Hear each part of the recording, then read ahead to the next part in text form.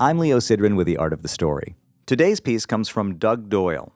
Legendary songwriter, producer, and Stax Records icon David Porter has released his new memoir, The Soul Man, The Life of Songwriter David Porter. As one of the architects of soul music, Porter's extraordinary career has influenced generations of artists and helped shape the sound of American music.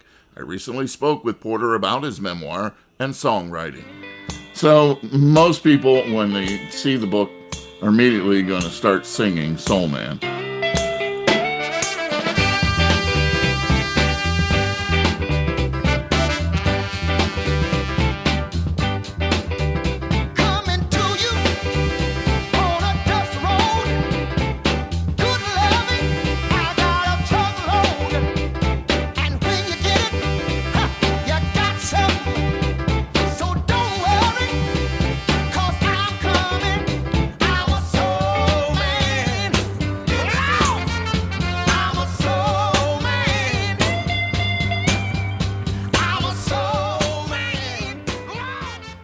You co-wrote the song with Isaac Hayes, and Steve Cropper was on guitar, Al Jackson Jr. on drums. It was a magical time, and did you know it at that time that this song would be so iconic?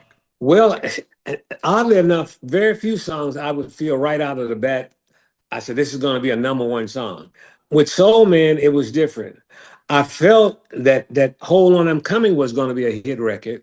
But not so much that I was bragging about it and voicing it in such a more or less egotistical kind of way. But with Soul Man, after we'd completed that, and I felt that it was so on point to the audience that I thought it would gather the most. And at that time, you have to understand that we were of the ilk that the mindset would be because these records were going to be played on Black radio stations. Isaac and I's creative intent was to create the universality of our message, but also to put the underground message in that would apply to the audience that we know we were very easy to be connected to. And Soul Man was talking about education and being motivated to have pride in self and all of those kinds of things. So I felt that that was going to be a number one record. And I voiced that. Matter of fact, I made a little wager on that. So I felt that was one of those songs.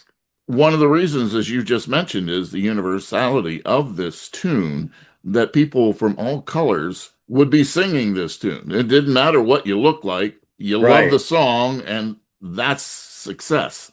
Exactly. And I say this all the time, Doug. There are no new emotions.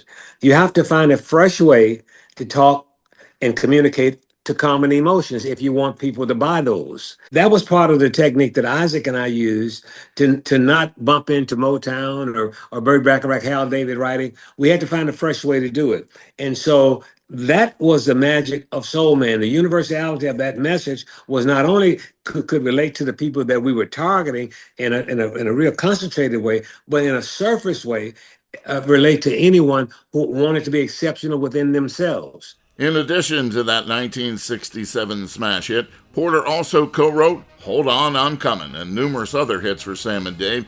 Inducted into the Songwriters Hall of Fame in 2005 along with Isaac Hayes, David's memoir now offers a fascinating look at his life, career, and the legacy of Stax Records. You can see my entire interview with David Porter on the WBGO YouTube channel.